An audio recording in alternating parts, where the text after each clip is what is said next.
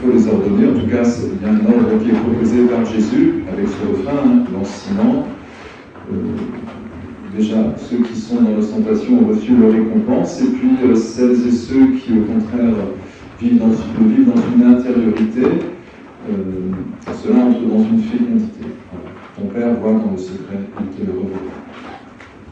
Alors, c'est le secret du cœur, bien sûr. Donc, je vais faire un écho à ce qu'on a eu dimanche dernier, qui n'est pas encore en carême, mais je vous avais invité à réfléchir sur ce mouvement du carême qui nous fait basculer de l'extériorité à l'intériorité. C'est ça, finalement, la conversion.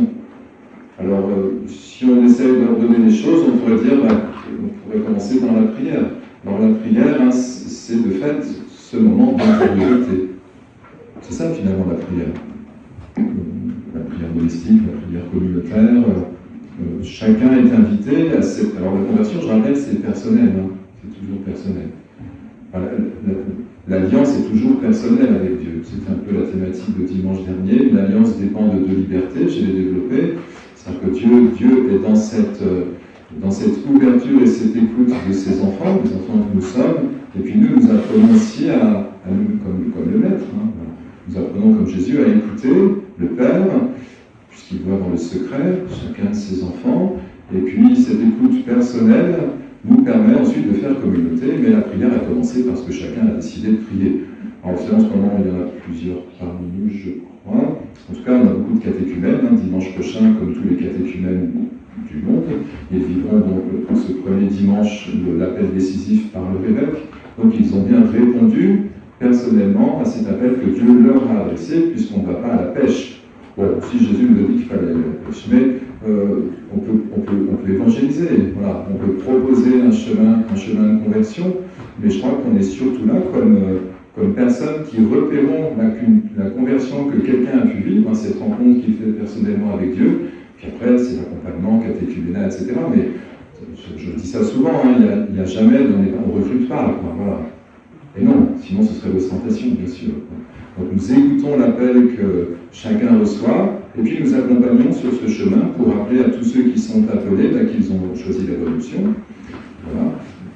Il y a la nôtre, tous, et que cette option, nous, on va ne faire que leur expliquer pourquoi l'Évangile et l'Alliance proposent justement cette reconnaissance d'un appel de Dieu dans le secret auquel ils ont répondu, voilà, avec ce qu'ils ont, ce qu'ils savent, mais ils ont commencé cette ouverture. C'est ce qu'on avait donc le dimanche dernier, le Messie crucifié. Donc je rappelle, il y en a beaucoup, je rappelle en fait, dans cette église-là. Donc la croix, c'est toujours cette écoute personnelle et consentie, dont nous ferons bien mémoire la Semaine Sainte. Jésus s'est librement entré dans sa passion. Il a vécu cette ouverture de toute sa vie, à l'écoute du Père, donc il est crucifié dès la naissance. Il est dans cette disponibilité personnelle à celui qui l'appelle. Nous aurons dimanche prochain les 40 jours au désert. Et on ne va pas faire l'homélie dimanche prochain, mais enfin Jésus va se défendre contre le tentateur que nous ne pourrons pas éviter. Comment ? En revenant de l'extériorité à l'intériorité. Donc il s'appuie sur la parole de Dieu. Voilà. Et ce que le Père dit, il le présente au tentateur, et donc c'est cet espace de relation où le Père écoute son Fils et le Fils écoute son Père, espace sacrificiel, qui fait que Jésus résiste au tentateur. Donc nous, on est tentés à l'extérieur, tout le temps, c'est nos interactions humaines, familiales, communautaires, à l'échelle internationale, ce qui habite notre cœur. Mais ce que nous vivons, et c'est là où je vais refaire le lien avec dimanche dernier, parce que c'est dit dans les textes, alors je vous revenez à moi de tout votre cœur. C'est peut-être Joël, déchirez vos cœurs et non pas vos vêtements. Revenez au Seigneur, il est temps que miséricordieux, etc. Donc il y a bien ce retournement. Teshuva. On revient vers l'intérieur, mais qu'est-ce qu'on trouve à l'intérieur ? Ce qu'il y a dans notre cœur, mais qu'est-ce qu'il y a dans notre cœur ? Pitié, Seigneur, car nous avons péché. Il y a nos joies, nos peines, nos interactions, tout ce que nous vivons, voilà, à l'échelle de notre humanité, mais comme Jésus l'a vécu. Et donc ce qui habite notre cœur est déposé sur l'autel. Ça a été dit dimanche dernier, ça tombe bien parce que c'est redit aujourd'hui. Ainsi, si vous ouvrez votre cœur, il est déchiré, non pas vos vêtements, alors vous pourrez présenter offrande de libation au Seigneur votre Dieu. Ceux qui sont allés à la messe dimanche dernier, souvenez-vous, c'est Saint Paul qui nous disait, non c'est Jésus, qui nous disait si tu as un problème avec ton frère, c'est mes enfants fraternels là, et ben, du coup tu vas te réconcilier avec ton frère, puis ensuite tu viens présenter ton offrande à l'autel. Mais ça veut dire quoi? Ça veut dire que nous sommes invités à repérer nos difficultés fraternelles, à les nommer, voilà, parce qu'on en prend conscience. Ça a été dit dans le psaume, je vous relis. Si je le trouve. Oui, je connais mon péché, ma faute est toujours devant moi. Donc je connais, je sais mes difficultés.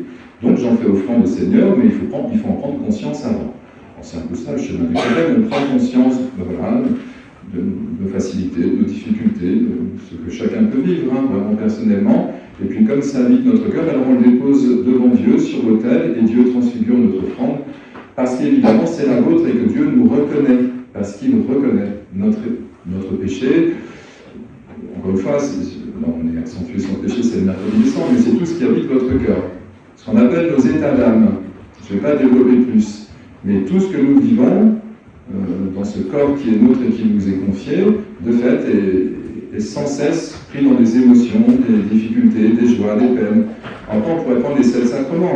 Voilà, le sacrement du pardon, c'est quand même, on vient déposer une offrande. C'est pas votre péché. Le sacrement des malades, on dépose une offrande, notre maladie. Le sacrement du baptême, on dépose notre enfant. Mais toujours, Dieu transfigure notre offrande. Donc, du coup, la conversion du carême n'est pas d'abord d'essayer de faire des choses à l'extérieur, parce que c'est ce que tout le monde va dire. Mais je pense que c'est pas le chemin. Si jamais j'entre en prière et que je me mets donc en disposition de reconnaître ce qui, encore une fois, cette jungle intérieure, nous en réentendrons dimanche, voilà, c'est tout ce qui habite ce cœur, voilà, c'est nos états d'âme. Alors j'en prends conscience et que je les dépose devant Dieu, donc ça c'est déjà une conversion, c'est la première. Et oui, il faut bien faire une offrande. Voilà. Alors une fois que j'ai fait cette conversion, ensuite, donc vous jeûnez de vous-même, tout simplement. Voilà. Il y a quelque chose de l'ordre de l'humilité qui se met en œuvre lorsque nous entrons dans cette dimension de l'intériorité. Et alors seulement nous sommes capables d'aumôner. Mais vous voyez, on pourrait tenter de dire, ok, c'est le carême, alors très bien, donc du coup, je vais m'occuper des sans-abri, des malades, etc. Oui, peut-être. Mais ça, si vous le faites et que vous le faites par l'extérieur, eh bien du coup, c'est un péché. Bon, je ne suis pas gentil ce que je vous dis. Non, mais si, parce que le risque, c'est de dire, je fais ça en mon nom, au titre de mes vertus, au titre de mon chemin de carême. Je le dis tous les ans, mais dans la règle de Saint-Benoît, vous savez, on propose un itinéraire ascétique pour les bénédictins. On avait nos sœurs hier, hier c'était mardi gras, donc c'était pas très ascétique. Et on avait les bénédictines de Notre-Dame du Lot, du Sacré-Cœur de Montmartre, et donc cette conversion, elle est communautaire. Bon voilà, c'est la règle du jeu, pendant 40 jours, proposée à telle ou telle communauté. Oui, mais Saint Benoît est prudent, 4e siècle, donc il a dit, si tu veux faire plus, tu vas voir ton, accompagnateur spirituel, pour vérifier que tu le fais bien au nom d'un appel et pas au nom d'un orgueil. Donc le risque, et c'était très clair pour Jésus dans l'Évangile, c'est de rebasculer à l'extérieur. Et parfois au nom de notre foi. C'est pas ce qui est demandé. Voilà. Si Dieu nous demande de vivre cette intériorité, ton Père voit dans le secret, ferme la porte de ta chambre, il voit dans le secret, il te le rendra. Parce que nous avons cette première conversion, alors il peut y avoir des fruits à l'extérieur qui se verront. Mais je pense que dans cet ordre-là, il y a moins de chances de se tromper. Bon, alors écoutez, c'est déjà bien. Alors, juste peut-être pour éclairer, celui qui n'a pas connu le péché, nous dit saint Paul, a été identifié au péché. Ça veut dire quoi? Comment a fait Jésus dans l'épreuve? Il a regardé ce qu'il y avait dans le fond de son cœur. Père, que cette coupe passe loin de moi, m'en dépense, Sainte Sainte. Enfin, ça ne fait rien, c'est quand même l'itinéraire de toujours. Enfin, c'est le livre de l'Alliance. Alors donc Jésus identifie ce qu'il vit. Alors lui, il ne pêche pas parce qu'immédiatement, il demande à son Père le secours nécessaire. Il dit à son Père ce qu'il éprouve de douloureux. Et on cesse, ses dernières paroles seront « Père, entre tes mains, je remets mon esprit ». Donc, il a vécu l'inimitié des hommes à l'extérieur, comme nous tous, finalement, peut-être pas au point de Jésus, mais enfin, il y a toujours des interactions négatives. Il a vécu cette inimitié et ça l'a fait retourner dans cette intériorité où son Père voit dans le secret. Et donc, vous le savez, il quittera, nous en ferons mémoire à Pâques, par sa résurrection, quelque chose, cette offrande de lui-même jusqu'au bout, il a donné jusqu'au bout, c'est ça le don. Il a fait offrande de sa vie jusqu'au bout. Et cette offrande qui est complètement agréée par le Père le conduit. Le Père le conduit hors du tombeau.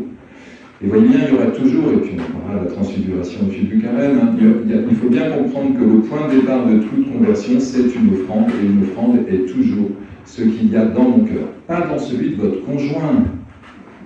Alors c'est la tentation, hein, on voudrait changer les autres. Non, la conversion qui est proposée en carême, c'est intérieurement, je sais où je suis, je sais qui je suis, et pour finir, hein, j'avais dit dimanche dernier, vous savez, quand on rencontre quelqu'un qui n'a pas la foi, ouais, pourquoi pas, hein. Et puis je trouve c'est intéressant parce qu'il peut y avoir un vrai échange, sauf si la personne ne dit pas qu'elle n'a pas la foi. Elle peut vous dire par l'extérieur toutes sortes de raisons qui font qu'elle ne croirait pas, mais qui es-tu? Où es-tu? C'est la question que Dieu pose à Adam. Où es-tu, Adam, après la chute? On aura le texte dimanche prochain. Si une personne vous dit, vous vous souvenez, un jeudi, dimanche dernier, c'était que ton oui soit oui, que ton non soit non. On peut dire non à Dieu, bien sûr, tant que c'est le vôtre. Et tant que ce n'est pas un nom Emmanuel, hein, au nom de l'actualité de l'Église ou de l'actualité de l'histoire de l'Église, ou je ne sais trop quel paravent on utilise, pour justement ne pas dire où l'on est, qui l'on est. Si la personne, alors c'est le texte hypocrite, je rappelle pour ceux qui ne savent pas, c'est le masque que portaient les acteurs grecs. Donc si vous êtes masqué, Dieu ne vous reconnaît pas. C'est pas compliqué. Pourquoi? Parce qu'il ne sait pas où vous êtes. Adam, où es-tu? Dieu vous cherche, par contre. Lui, forcément, il nous écoute. Il nous aime, lent, miséricordieux, lent la colère et plein d'amour, etc. Mais si nous ne reconnaissons pas son appel parce que nous sommes hors de notre cœur, du coup, la rencontre et l'alliance ne se fait pas. Alors, nous avons 40 jours, on va pas développer, mais il y aura beaucoup de choses à dire. Voilà, simplement pour dire 40, c'est le chiffre d'une mutation, d'un changement d'état. Et le changement d'état, c'est le cas pour les. Je développe un tout petit peu, Moïse, vous vous souvenez, 40 ans dans le désert. Ils vont d'où? D'une terre d'esclavage à la terre promise. Mais la terre promise, elle est où? C'est ce que j'ai dit au catéchumène hier soir en formation. Mais elle est en vous. Vous pouvez aller à Jérusalem, on peut faire un pèlerinage, c'est bénéfique pour votre intériorité. Mais c'est toujours le temple intérieur qui est à valoriser. Comment?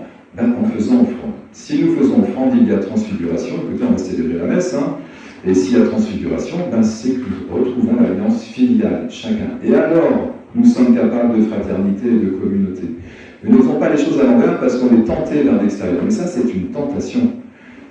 Bon, je ne développe pas les tentations de Jésus, on verra la suite dimanche. Amen.